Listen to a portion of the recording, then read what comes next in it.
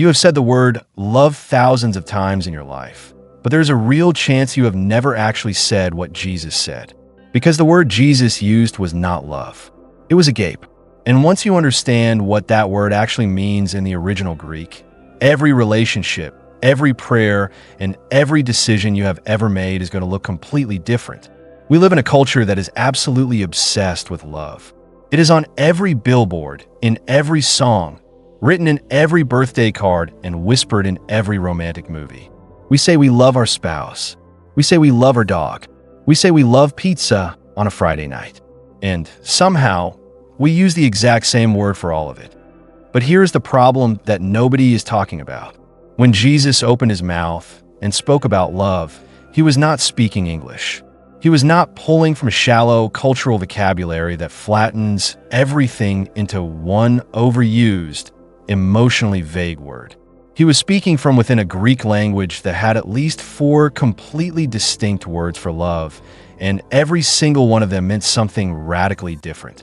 And the word he chose, the word he returned to again and again, the word he used when he described the very nature of God, was not a warm feeling. It was not an emotion you fall into. It was not something that happens to you on a first date or fades after the honeymoon. The word was agape. And if you have spent your entire life reading the Bible and never stopped to ask what that word actually meant in its original language, then you have been reading one of the most important books in human history with a critical piece of the code missing. Let's go back to the beginning. In the ancient Greek world, the language was rich enough to separate what English carelessly combines into one word. There was eros, which described passionate, romantic, and physical attraction, the fire between two people, the desire and the longing. There was storge, the natural affection between family members, the bond a mother feels when she holds her child for the first time, the loyalty between siblings who grew up in the same house. There was PHILIA, the deep friendship between companions, the kind of love David and Jonathan had, the love built on shared experience, mutual respect, and chosen loyalty. Each of these words carried its own weight, its own meaning, its own context. And then there was agape. And agape stood apart from all of them, not because it was more romantic, not because it was more emotional, but because it was the only one that had nothing to do with what you received in return. This is where everything changes. Every other form of love in the ancient Greek understanding was, at least in part, responsive. Eros responds to beauty and attraction. Storge responds to biological connection. PHILIA responds to shared history and mutual investment. They're all, in some way, triggered by something the other person brings to the table. But agape is not triggered by anything outside of itself. Agape originates entirely from within the one who loves. It does not require the other person to be lovable. It does not require them to deserve it. It does not require them to respond, to change, to appreciate it, or to return it. Agape is love that flows from a decision, not a feeling. It is love that is chosen before it is felt. And that distinction is not a minor theological footnote. That distinction is the entire foundation of the Christian message.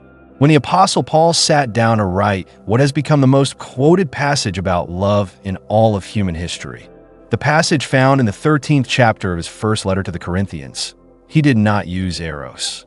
He did not use PHILIA. He chose agape.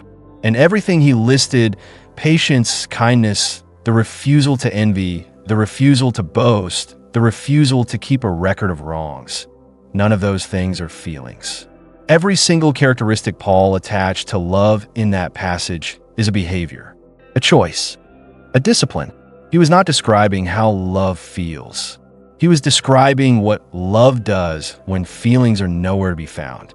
He was writing a portrait of agape, the love that acts rightly regardless of whether the heart feels like it. And then Jesus himself takes it even further. In the 15th chapter of the Gospel of John, he says something that should stop every single one of us cold. He says, greater love, and the word is agape, has no one than this, that someone lays down his life for his friends. He is not talking about an emotion that overwhelms you. He is talking about a decision so complete, so total, and so irreversible that it costs you everything. That is not falling in love. That is choosing love at the absolute maximum cost. And then, as if that were not enough, he connects agape directly to the nature of God himself. The Apostle John writes in his first letter, in the 4th chapter and the 8th verse, that God is love. And again, the word is agape. Not that God feels love when we deserve it. Not that God loves the lovable, but that God is, in his very essence and being, agape. His love is not a reaction. It is his identity. Now here is where this stops being ancient history and starts being the most confrontational thing you will hear today. Think about how you love the people closest to you. If you are completely honest, how much of what you call love is actually eros, attraction and chemistry that fades with time and familiarity? How much of it is storge, a biological pull that would collapse if the relationship became too difficult? How much of it is PHILIA, a friendship that lasts only as long as both sides keep investing equally? And how much of it, how much, is agape? How much of your love continues when the other person is at their absolute worst?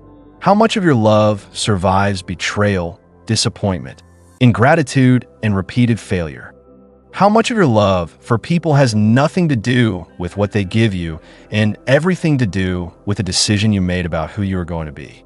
This is what makes the command of Jesus so radical that most of us quietly skip past it without letting it land. He does not suggest that you try to develop warmer feelings toward your enemies. He commands agape toward them. And the reason that command is even possible is precisely because agape is not a feeling. You cannot command a feeling. You cannot tell someone to feel attracted to a person they find repulsive. You cannot order someone to feel the warmth of family toward a stranger. But you can command a decision.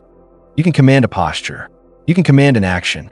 And that is exactly what Jesus does. He commands agape because agape is not waiting for the right emotional conditions. It acts in spite of the wrong ones. The earliest Christians understood this so well that it shaped the entire way they lived together as a community. In a Roman world that was stratified by class, by status, by ethnicity, and by wealth, the early church gatherings were radically different. Slave and free, rich and poor, Jew and Greek sat at the same table and shared the same meal. Historians who were not even sympathetic to Christianity noted with open bewilderment that these people loved each other in a way that had no social explanation. The early church writer Tertullian recorded that the people around them would say, "See how they love one another."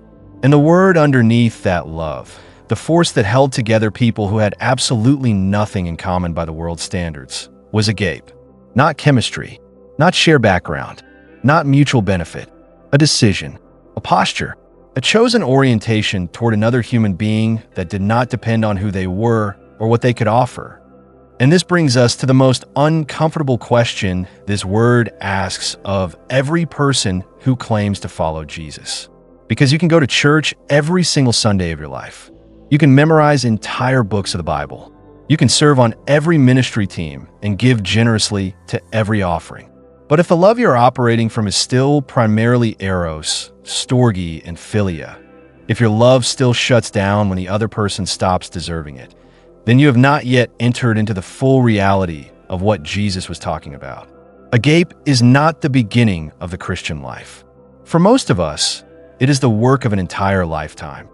It is the thing we are being formed into slowly and sometimes painfully through every difficult relationship, every unresolved conflict, every person who has wronged us and never apologized. Those are not interruptions to the spiritual life. Those are the classroom where agape is actually learned. Think about the most difficult person in your life right now. The one whose name just appeared in your mind without any effort. The one who has hurt you, disappointed you, used you, or simply exhausted you. Now ask yourself honestly, what kind of love do you have for that person? And then ask a deeper question. What kind of love does Jesus have for that person? Because the answer to that second question is agape. Unconditional, unearned, unshaken by their worst moments, and unmoved by their failures. And then ask the hardest question of all. Is it possible that Jesus is asking you to be the physical expression of that agape in that person's life? Not because they deserve it, not because it will feel good, but because that is who he is forming you to become? This is not a comfortable theology, but it is an honest one. The word agape does not give us permission to be passive in the face of harm, to stay in dangerous situations, or to pretend that all behavior is acceptable. What it does is remove the escape clause we all quietly keep in our back pocket. The clause that says, "I will love you as long as you make it easy." Agape closes that door. It says love is not contingent, is not conditional. It is not a transaction that ends when the other side stops performing. It is a posture you carry into every room, with every person, at every cost. The ancient Greeks gave us 4 words because they understood that love is not one thing. It is a universe. And Jesus walked into that universe and pointed directly at agape, the hardest, the deepest, and the most transformative of all of them. Not because it is the most natural, but because it is the most like God. You are not designed to love only the people who love you back. You were designed for something far greater than that. You were designed to carry agape into a world that has almost entirely forgotten what it means. If this changed the way you read the word love in the Bible, then this channel exists exactly for you. We do not come here to repeat comfortable phrases. We come here to read the text with precision and let it confront us. Subscribe right now so you do not miss the next word we're going to unpack, because what is coming next will challenge everything you thought you understood about one of the most misused commands in all of Scripture. And before you go, drop one word in the comments. Just write agape. That one word tells us you are ready to love differently.